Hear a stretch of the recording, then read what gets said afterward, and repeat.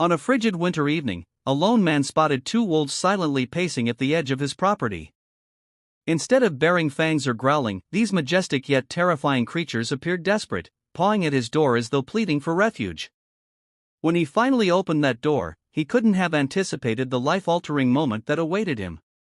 What exactly did these frozen wolves want? And why would they choose a human's warm hearth over the wild they call home? Warren Pierce was no stranger to harsh winters. Having lived in the remote Alaskan countryside all his life, he was well acquainted with sub-zero temperatures and howling winds. His log cabin, sturdy and worn, stood as a testament to years of surviving in one of the world's most unforgiving climates. Yet, despite his rugged experience, nothing could have prepared him for the sight that greeted him late one snowy evening. It had been an ordinary day, or as ordinary as it could be in the dead of winter. Warren had chopped enough firewood to last the night and checked on his small vegetable greenhouse, which was kept alive by a single heater. As dusk fell, he retreated indoors, content to spend the long dark hours by his crackling fireplace with a mug of hot tea. Then came a strange scratching at his front door, accompanied by soft whines that cut through the night silence. At first, Warren assumed it was a stray dog, perhaps one of the few feral canines that roamed the outskirts of town. But as he peered out the frosted window, his heart began to pound. There, on his porch, stood two emaciated wolves. Their once proud coats were matted and dusted with snow, their breaths visible in the frigid air. Instead of snarling or acting aggressively, they trembled with cold and exhaustion. One of them even mustered a weak howl, as if calling for help. Warren's instincts battled with his caution. Wolves were, after all, wild predators. But these animals didn't appear menacing, they seemed desperate.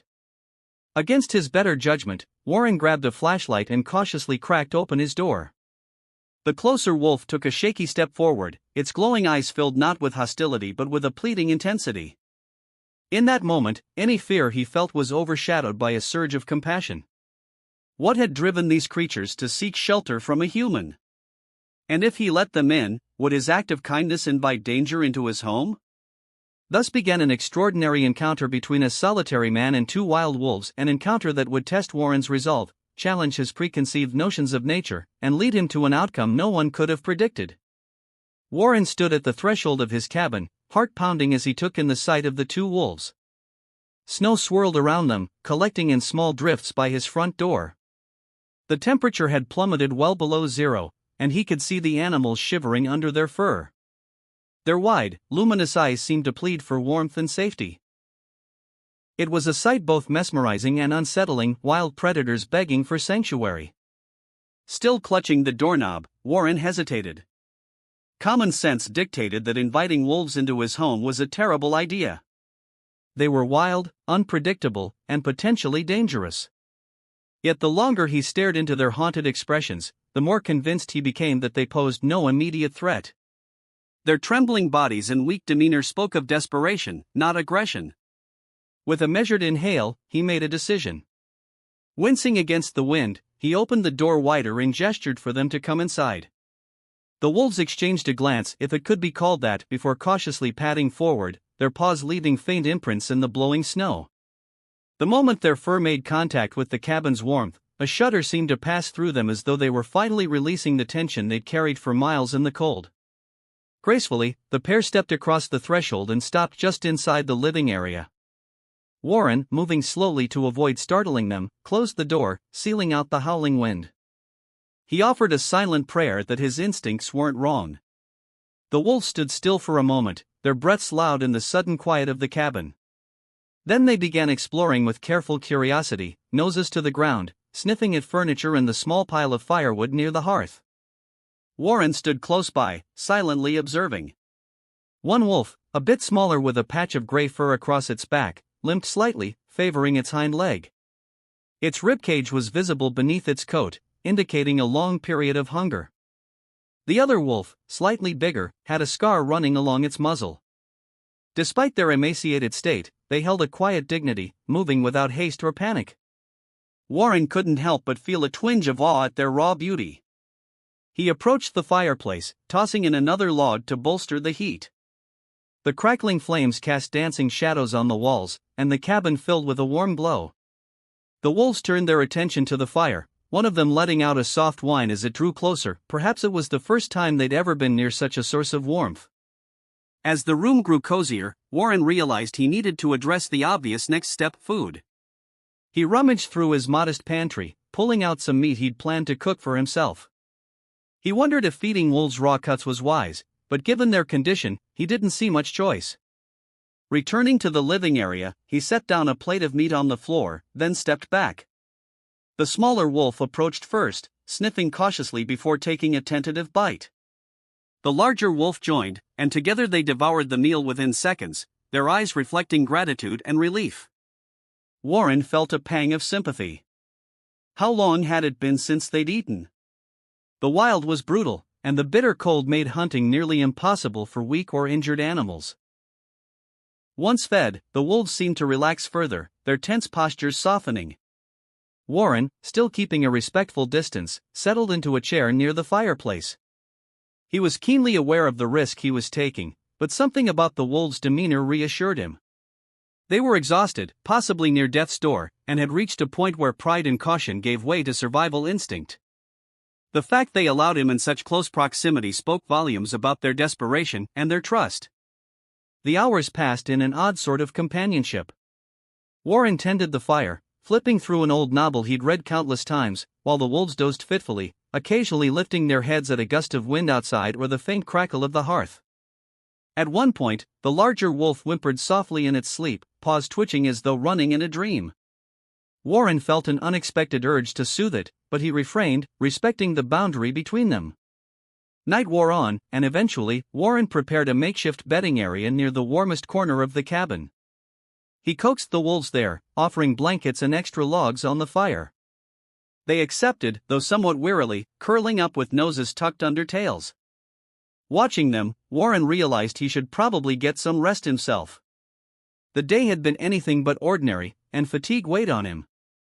Before turning in, he double-checked the locks on his doors and windows, an old habit in bear country. Then, now it seemed doubly important, given that he had 2 wolves inside.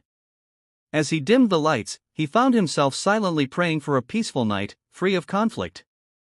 He couldn't help but recall stories of wolf attacks, yet his gut told him these creatures were not here to harm him. The first stirrings of dawn arrived sooner than expected. Warren awoke to the gentle glow of sunrise filtering through the frosted windows. He checked the living area, half expecting chaos or some sign of aggression, but instead, he found a quiet scene. The wolves were awake yet calm, watching him with expressions that he could only describe as weary gratitude. He stoked the fire, noticing that the smaller wolf's limp seemed worse this morning. Perhaps it had strained itself further during the night. Concerned, Warren decided to see if it would allow him closer. Moving slowly, he kneeled and extended his hand. The wolf eyed him but remained still, as though sensing he meant no harm. Gently, Warren placed his hand on the wolf's hind leg. It flinched, emitting a soft growl of pain, but didn't snap. He detected swelling, maybe an old injury or frostbite. Medical treatment would be risky, but he couldn't stand idly by. "I'll do what I can," he murmured, as if the wolf could understand. Standing, he gathered a basic first aid kit from his cupboard, mentally thanking his years in the Boy Scouts. He had no veterinary experience, but he could at least clean and bandage the wound. The real challenge would be whether the wolf trusted him enough to permit it. Watching from the corner, the larger wolf tensed, its amber eyes fixed on Warren's every move. Sensing the delicate balance of trust, Warren proceeded with the utmost caution. He knelt beside the smaller wolf, which lay trembling on the blankets, and murmured soothing words. If the wolf allowed this, he might just be able to help. If not, he'd have to back off. One wrong move could trigger the primal instinct still lurking beneath their fragile truce. The smaller wolf stared at Warren with a mix of apprehension and pain, its body quivering as if it were unsure whether to trust this human crouched before it. Warren gently patted the blankets, hoping to coax the wolf into lying still. To his relief, it let out a low whine and rested its head on its paws. The larger wolf remained close by, watching the scene intently, ready to intervene at the slightest hint of threat. Warren opened his rudimentary first aid kit, a mismatched collection of bandages, antiseptics, and gauze. He hadn't used it much in the past, aside from treating the occasional scratch or blister from chopping wood. This was a different scenario entirely. He moved slowly, speaking in soft tones, aware that the smaller wolf could lash out if spooked. "Easy, fella," he murmured, placing a folded towel beneath the wolf's injured hind leg. As he dabbed antiseptic on a cotton swab, the wolf let out a faint growl but didn't pull away. The wound wasn't deep, but it was inflamed, possibly from an earlier injury that had been aggravated by the cold and constant movement. Warren's heart clenched at the thought of how much suffering this creature had likely endured in the wild winter landscape. The larger wolf paced a few feet away, letting out a low rumble of concern. Warren glanced at it, offering a quick nod in acknowledgement. "I'm doing my best," he said, as though the wolf could truly understand. He knew it was a risk to speak aloud and draw attention to himself, but he hoped his calm tone would keep the tension at bay. After cleaning the wound and applying a light bandage, Warren carefully examined the wolf's paw pads, noticing cracks and signs of frostbite. He used a mild ointment to soothe the raw skin before gently wrapping the leg with gauze. Throughout the process, the wolf flinched and whimpered but remained surprisingly cooperative. Once he finished, Warren exhaled a breath he hadn't realized he was holding. "Done," he whispered, slowly removing his hands. The wolf exhaled through its nose, the sound almost like a sigh of relief. Warren offered a small smile, a surge of empathy welling up inside him. With the immediate medical needs addressed, Warren turned his attention to the basic matter of survival. He checked his pantry to see what remained of the food he'd given the wolves earlier. He still had enough supplies to feed them again, but his stock was limited. The realization weighed on him. If these wolves intended to stay longer than a day or two, he'd need a plan to secure more resources, something that wasn't easy during the harsh Alaskan winter. He decided to head out briefly to gather more firewood and check on potential hunting opportunities nearby. Grabbing his coat and gloves, Warren paused at the door, glancing back at the wolves. They watched him but made no move to follow. "I'll be back soon," he said softly, as if reassuring both them and himself. Stepping outside, Warren was greeted by a stark landscape of white. The sky remained overcast, and the wind cut through his layers of clothing. He trudged through knee-high snow to the woodpile near the edge of his property, filling his sled with logs. Every so often, he scanned the horizon, half expecting to see more wolves or any sign of threatening wildlife. His mind raced with questions. Had these two been part of a larger pack? Were they outcasts? And what would happen if their pack came looking? Once the sled was loaded, Warren took a moment to survey the silent wilderness. The land was beautiful, but it also felt eerily unforgiving. He caught himself imagining the smaller wolf limping through these drifts, hungry and wounded, pushed to the brink of desperation. The thought reaffirmed his decision to help. No creature should have to endure such suffering alone. Upon returning to the cabin, Warren found the wolves lying near the fireplace. The smaller one looked to be in better spirits, occasionally licking at its bandaged leg. The larger wolf, ever vigilant, lifted its head to watch him cross the threshold. Warren unloaded the wood by the fireplace and stoked the flames, sighing in relief as the heat spread across his numb fingers. He unwrapped a portion of his remaining meat supply, placing it on a plate and setting it on the floor. The wolves approached cautiously, grateful for the meal but aware of Warren's presence. As they ate, he considered how surreal the situation was, two wild wolves devouring his provisions within the comfort of his living room. Yet he felt no fear, only a growing bond, forged through mutual survival. Hours later, the cabin had fallen into a peaceful rhythm. Warren dozed in his armchair by the fire, the flickering light casting dancing shadows on the wooden walls. The wolves rested on the blankets he'd arranged for them, rising only to lap water from a bowl he'd placed nearby.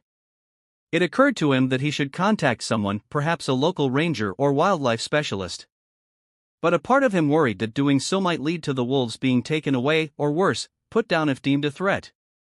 Conflicted, he resolved to wait another day, to see if they'd regain their strength and perhaps wander back into the wild on their own. He felt a twinge of guilt at the thought of wanting to keep them around longer. Their presence, though unusual, gave him a sense of purpose. Night fell again, and the wind howled outside. Inside the cabin, the glow of the hearth remained a steadfast beacon against the darkness. Warren, restless from the day's events, found himself pacing. The wolves watched him, their gaze quiet and understanding. It was as if they recognized his turmoil. Eventually, he sank into the chair, feeling the weight of responsibility settle on his shoulders. What would the morning bring? Would the wolves depart, returning to the life nature intended for them? Or would they linger, forging an even deeper connection to this human who had opened his heart and home? Warren couldn't be sure.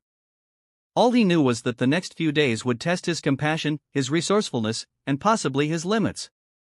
Dawn broke with a fragile light, casting a pale glow across the snow-covered land outside Warren's cabin. Inside, the warmth of the hearth enveloped Warren and his two unexpected guests. As he stirred from sleep, Warren noticed something peculiar. The larger wolf was no longer lying by the fire. A slight sense of alarm washed over him. Had it slipped out into the night? Could it have ventured back into the freezing wilderness? His concern was quickly answered by a low growl emanating from the far corner of the living room. There, standing protectively over the smaller, injured wolf, was the larger one, its ears flattened, hackles raised. It wasn't looking at Warren, however, but rather at the door. Warren's heart lurched. What had startled the wolf, rising cautiously, Warren moved toward the window. Outside, in the morning's half-light, he caught sight of movement. Something was skulking just beyond the edge of his property, near the tree line. His breath fogged the cold glass as he peered out more intently. At first, he thought it might be another animal, a moose or a bear. But then, a human silhouette emerged from behind a thick pine. Adrenaline coursed through Warren. He didn't often have visitors, especially not during the harshest part of winter. Grabbing his coat and a flashlight, he pressed an ear to the door, listening for any sound. The larger wolf continued to growl, as though reinforcing the warning that someone was out there. The smaller wolf struggled to rise, whimpering softly. Warren whispered, "It's all right," hoping to soothe them both and himself. He opened the door just a crack, a blast of cold air rushing in. Outside, the figure had vanished from immediate view. But footprints in the snow led around the side of the cabin. Warren stepped out, nerves on edge. The wind nipped at his face, and he tucked his gloved hands under his arms. Scanning the tree line, he caught a glimpse of motion again, near the woodpile. This time, curiosity clashed with caution. Whoever was skulking around might be in trouble, or they might pose a threat. Summoning courage, Warren raised his voice. "Hello? If you need help, say something." The only response was the howling wind. He took a few tentative steps forward, leaving footprints that overlapped those of the mysterious intruder. His heart thumped loudly in his ears. Had news spread about the wolves? Could someone be searching for them or planning harm? When no answer came, he decided to circle around the cabin to check for damage or signs of forced entry. The snow crunched underfoot, every sound amplified in the crisp air. The path led him past the woodpile, where he noticed fresh gouges in the bark of a nearby tree. As he leaned in to inspect, a sudden voice made him whirl around. "Are they inside?" A woman's voice, low and urgent. She was bundled in a heavy parka, her face partially concealed by a hood and scarf. Only her eyes were visible, intense, worried eyes that flickered toward the cabin's door. Warren raised his hands in a gesture of peace. "Who are you?" he asked, attempting to keep his tone calm despite the jolt of surprise. Her gaze narrowed. "I'm hunting those wolves," she said, as though it were obvious. "They belong to a nearby pack. They went missing, and I've been tracking them for days." The statement startled Warren. "Hunting them," he echoed, his pulse quickening. Fear for the wolves gripped him.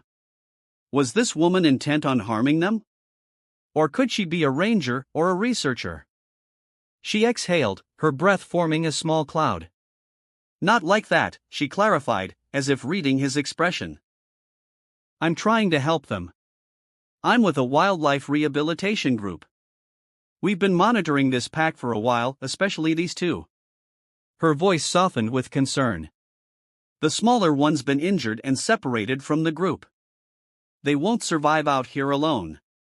Relief flooded Warren, yet suspicion lingered. "Why not come to my door instead of skulking around?" The woman glanced away, embarrassed. "I wasn't sure what I'd find. I had to confirm they were here." People can be unpredictable when it comes to wolves. Warren couldn't argue with that. Come inside, he offered, gesturing toward the cabin. But move slowly. They're skittish, and I don't want them to feel threatened. Leading her inside, Warren braced himself for potential conflict. The larger wolf, sensing the newcomer, let out a warning bark, placing itself between the woman and the injured companion. The woman carefully removed her hood and scarf, revealing tired but determined features. She crouched, extending her hands, palms up, in a sign of peace. "Hey there, big guy," she murmured. "It's okay. I'm a friend." Her soothing tone was reminiscent of a vet or an experienced wildlife handler. Slowly, she inched closer, her eyes never leaving the wolf's. Warren watched in awe as the creature, after some hesitation, allowed her nearer. "My name's Kara, by the way," the woman said over her shoulder, sensing Warren's watchful curiosity. "I'm a field researcher at the North Ridge Wildlife Center." Kara's calm demeanor seemed to reassure the wolves. She examined the smaller one's bandaged leg, nodding approvingly at Warren's efforts. "You did a good job cleaning this up," she said, her voice laced with admiration. "Might have saved its life." Warren exhaled a breath he'd been holding. "I was just trying to help," he said softly. Kara explained that the pack these wolves came from had been understudy due to dwindling numbers in the region. The smaller wolf, she revealed, was a young female who'd likely been injured by a trap or a territorial fight. The larger wolf was a close sibling, practically her only family. The pair had gone missing during a blizzard, and the research team feared the worst until Kara picked up their tracks. As she spoke, the wolves relaxed visibly, their posture easing as though they recognized her scent or voice. Warren felt a swell of relief and a stab of sadness, too. He realized that their time with him might be nearing its end. The wolves needed professional care, and ultimately, they needed to return to the wild, where they belonged. "You're going to take them back to your center?" Warren asked quietly. Kara nodded. "We have an enclosure where we can treat her leg properly. Once she's healed, we'll release them back into their territory." She paused, shooting him a kind look. "Of course, only if you're okay with that. They're on your property, after all." Warren glanced at the wolves, a strange pang twisting in his chest. He'd grown unexpectedly attached in such a short time. But he knew what he had to do. "It's what's best for them, right?" "It is," Kara confirmed gently. "They're wild creatures. They'll thrive once they're healthy and can rejoin their pack." In that moment, Warren felt the weight of compassion and responsibility clash. He wanted to keep them safe under his roof forever, to shield them from the harsh realities beyond his cabin walls. Yet he understood that real freedom, real survival, meant returning to the land they knew. Standing, he offered Kara a tight smile. "Then let's do what needs to be done," he said. "I'll help in any way I can." Kara's presence brought a sudden shift to the dynamic in Warren's cabin. For the wolves, she was a familiar figure, someone whose scent and demeanor they recognized as safe, if not entirely trusted. For Warren, she was an unexpected solution to a looming dilemma: how to provide the animals with the care they needed without compromising their wild nature. After the initial introductions, Kara set down her gear in a corner of the cabin and approached the smaller wolf. She examined the bandaged leg with a practiced touch, her brow furrowing at the signs of swelling. "It's not infected," she remarked, glancing at Warren. "But she'll need proper treatment at our facility. You did well with what you had." Warren felt a mixture of relief and pride. He noticed how gently Kara interacted with the wolves, speaking in a soothing tone, her posture non-threatening. The larger wolf observed her carefully, occasionally letting out a low whine, as if voicing concern for its companion. "This must be her sibling," Kara said, nodding at the watchful guardian. "Wolves form strong family bonds. If she's injured, he won't leave her side." Warren gave a thoughtful nod. Over the past couple of days, he'd witnessed that bond firsthand. The bigger wolf had consistently shielded the smaller one, sharing its meager warmth during those cold, stormy nights. With evening approaching, Warren proposed they stay in the cabin one more night before attempting to transport the wolves. Kara agreed, noting the need to keep the stress on the animals as low as possible. She suggested they gradually acclimate them to being in a carrier or a vehicle, if they could arrange one nearby. I have a snowmobile, Warren offered. It could help us reach your team faster or carry them part of the way if the roads are impassable. Kara's face lit up with gratitude. That would be perfect. My truck's parked a few miles out, but the snow's too deep to drive it here safely. They spent the next hour discussing logistics. The plan was for Kara to radio her colleagues at dawn. They'd prepare a safe enclosure at the wildlife center, and Warren would help transport the wolves over the snowy terrain. It sounded straightforward, but Warren knew the wilderness rarely cooperated with human plans. As the sun dipped below the horizon, the cabin took on a gentle glow from the fire. The two wolves, calmer now, rested side by side, their breathing slow and steady. Kara observed them with a tender gaze. I've tracked them for months, she said quietly. They used to run with a pack of about 6, but then we lost their signals during a blizzard, and I feared the worst. Warren poked at the embers in the fireplace, a pang of empathy tugging at him. They must have been separated somehow. It's a miracle they found me, or that I found them. Kara nodded. Wolves are highly social. Being cut off from their pack can be a death sentence, especially for an injured member. It's amazing they survived this long. Their conversation drifted to lighter topics: her life as a researcher, Warren's quiet existence in the remote cabin, the challenges of living in such unforgiving conditions. Outside, the wind had died down, leaving a stillness that felt both peaceful and eerie. Every so often, the wolves shifted or let out a soft exhale, reminding Warren of their presence and the delicate trust they had offered him. Before turning in for the night, Warren set out food for the wolves once more. Kara, cautious but intrigued, observed his method. She was impressed by how at ease the animals seemed around him. You've done something incredible here, she said, her voice laced with admiration. Most wolves would be too terrified or aggressive to enter a human's home like this. But they clearly sense your goodwill. Warren flushed slightly, not accustomed to such praise. I couldn't just leave them to freeze, he mumbled. They were desperate, and I guess I was too. Kara echoed, curiosity in her eyes. You were too? Warren hesitated, then gave a half-smile. Living out here alone can be tough. Maybe in a strange way, I needed them as much as they needed me. During the night, the wind picked up again, howling around the cabin. The structure groaned under the gusts, and snow pelted the windows. Warren and Kara woke at intervals to check on the wolves, who, despite the commotion, slept in relative calm. The larger wolf would occasionally lift its head, ears alert, as though scanning for danger. Each time, it relaxed after a moment, perhaps realizing it was finally safe. By the time morning arrived, gray light filtered through the frosted windows. Kara rubbed the sleep from her eyes, yawning. I'll try to reach my colleagues now, she said, pulling out a compact radio from her gear. She stepped outside, braving the biting cold to find a clearer signal. Warren started a pot of coffee, the rich aroma filling the cabin. The wolves stirred, blinking slowly. The smaller one's bandaged leg seemed to have improved slightly, though it still showed signs of swelling. Warren offered them fresh water, quietly marveling at how natural it felt to care for these wild creatures. When Kara returned, her expression was a mix of relief and urgency. They're sending help, she announced. 2 of my team members will meet us at a rendezvous point about 3 miles from here, near a frozen creek. If we can get the wolves there, they'll transport them the rest of the way. Warren nodded. Then we'd better pack up. The snowmobile can handle 2 people and the wolves if we're careful. Kara agreed, and they began gathering the necessary supplies. They rigged a makeshift sled to attach behind the snowmobile, lining it with blankets so the injured wolf could lie comfortably.